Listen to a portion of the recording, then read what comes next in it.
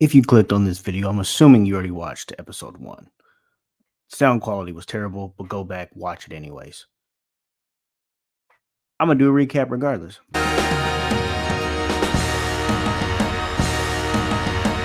We looked at how the mind could be analyzed through a philosophical lens. And what we did was break it down into metaphysical components. We started with substance, which is naturally occurring phenomena. We talked about objects, both physical and non-physical. We then moved into concrete and abstract, properties and relations, states and events.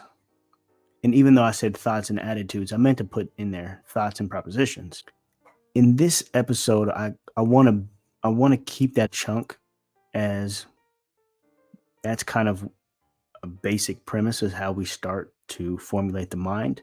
But I want to build that next layer. Now that we have the beginning portion pretty much laid out, I'm going to break it into a second portion that's going to move into more of a metaphysical space. I don't want to get too weird. We're already getting weird enough because it's a hypothetical space, yet it exists.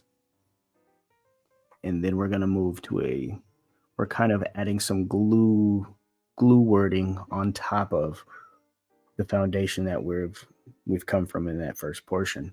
And really what this next piece is going to be about is concepts, attitudes, sensations and qualitative states, and then emotions, moods, and traits. We'll then move on to consciousness, rationality, and intentionality. And so that'll be almost piece 3.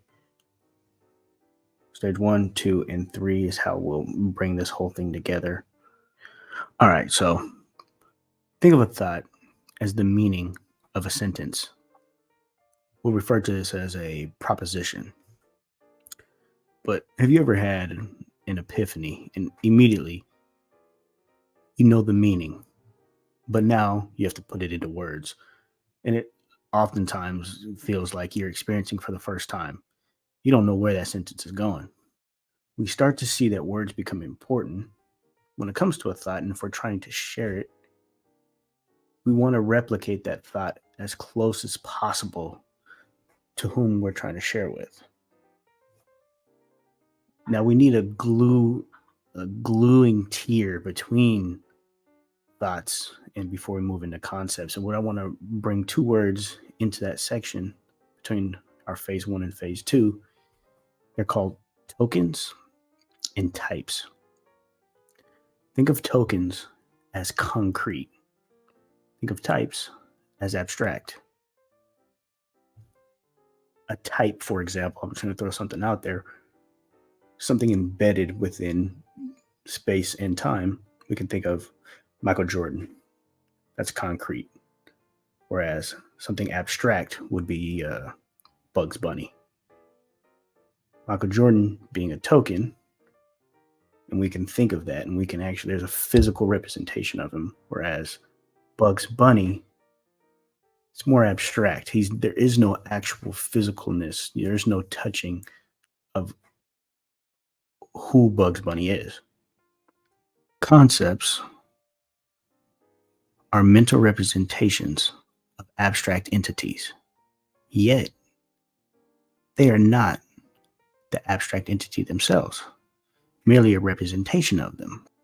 For example, the concept of redness is not the property of redness itself. It's our representation of that property. When we think of God, you could have Daniel and David. They may have 2 different ideas of one God. That gets into our types versus our tokens. So yes, the type of God that they're talking about is more of a concrete idea, whereas their life experience and the religion that they may follow and the different connections on how they got to that belief in a God falls more under the idea of tokens. We don't know what they mean when they truly say, I believe in God. It could be the same exact thing, but it could be two different ideas entirely. Example, one could actually be referring to a dog, while the other could just be referring to the universe. Concepts are the building blocks of thought.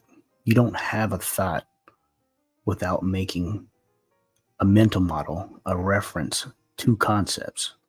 It's like take a 3-year-old, for example. When they look at a triangle, they're not actively thinking the three-dimensional coplanar figure, yet they can get the job done to a degree. They have a mental model of what a triangle should look like and do perfectly fine. They're doing this with many objects. They don't actually know what an object is, yet they can manipulate it. Same thing when we think of a cat. Cat, it belongs in the cat family. When we think of a number, we think numbers. It's very hard, though, to say circular or square, or a number is both even and odd.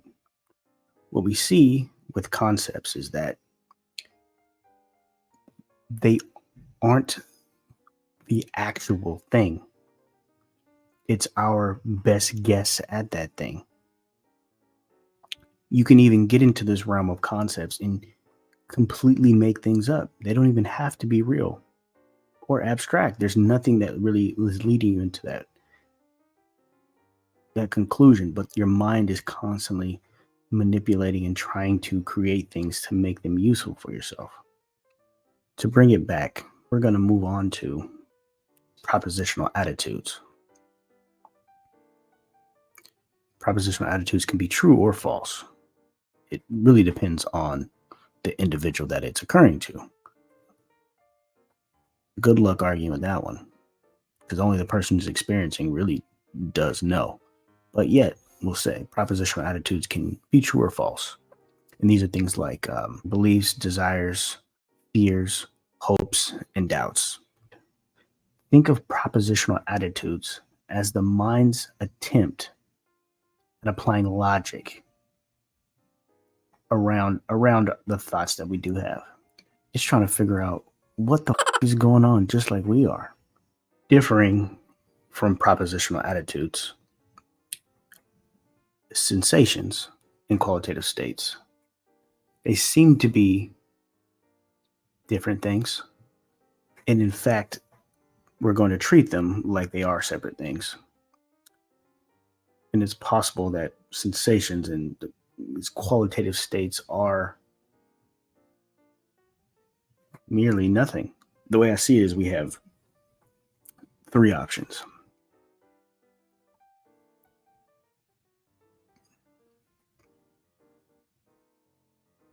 A, sensations and qualitative states are part of base reality, fundamental reality. B, they're made up of from a physical location within the brain. Or C, just outright illusions. Us seeing the color red. Is it actually red? We don't know. We don't know if these sensations are true, if our brain is lying to us. What exactly is going on? Our mind, our brain, what's lying to us? Or is it telling the truth? And we're just a tough cookie to crack and persuade. All because we want an answer. And if the answer was 42, would you be happy? Probably not. I mean, you want something to use, right? These sensations, feeling pain, hearing a loud noise, tasting something sweet or spicy. And these are all sensations. And those are experiences that only you have. Someone else poking you with a sharp object, that's not affecting them. They don't feel it. How do they know it's real? You seeing the color red, someone else could be colorblind. Or a honeybee being able to see ultraviolet. It might be a part of reality, that fundamental reality that we're missing, or could be made up. Let's finish this last portion of what we're calling section 2 with emotions, moods, and traits. How they are similar, how they differ, how they all work together is, we'll start with how they differ. Emotions, usually short-lived. They are a physiological response that might cause your heart rate to increase or your pupils to dilate. Whereas moods are longer lived. They happen to be sometimes impacted by emotions, but moods tend to last for a longer duration. It's likely a conglomeration of emotions that are also festering with different thoughts. Those thoughts morphing into different attitudes, all coming together, conflicting, ultimately under the guise of your mood. And all those things are going on over a longer time span. Whereas a trait is more of something that your genes pull from. If you're highly neurotic, that individual might be more prone to experiencing anxiety, self-consciousness, irrationality. Putting all three of these concepts together, you start to drive behavior. And I don't want to get too far ahead of ourselves, but we'll end that section right there. And I want to now transition into our third section, or our third tier: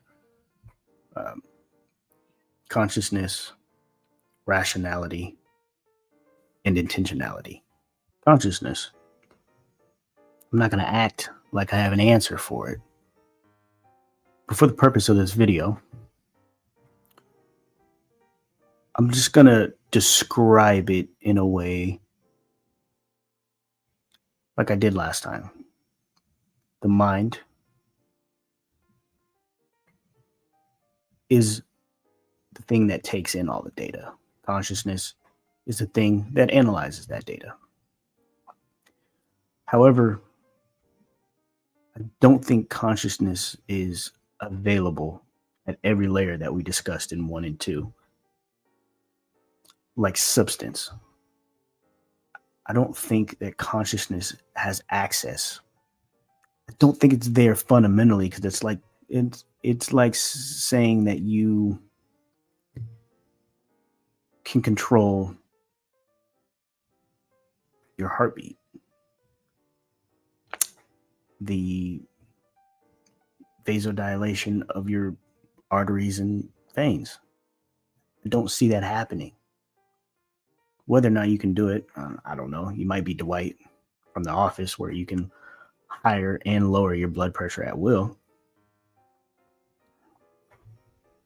Rationality and intentionality could be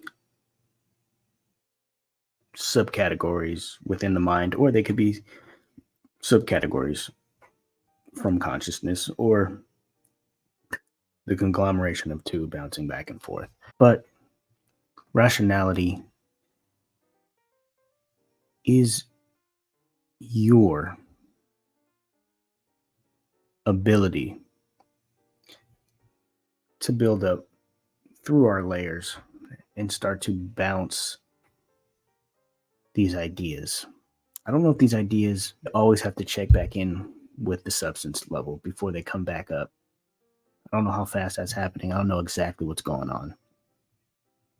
I also don't know that whether or not consciousness appears multiple times within one person. They say there's multiple infinities. How is infinity bigger than an infinity? Could consciousness be appearing at multiple levels within the brain and then emerging into the top consciousness? Who knows? But once you start to group, gather the rationality of thoughts, you also have your intentions. How do you intend to apply what you've gathered within your mental model back onto the world? Likely, before we get too stupid, I'm just going to end it there. Go ahead and hit that like button on the way up.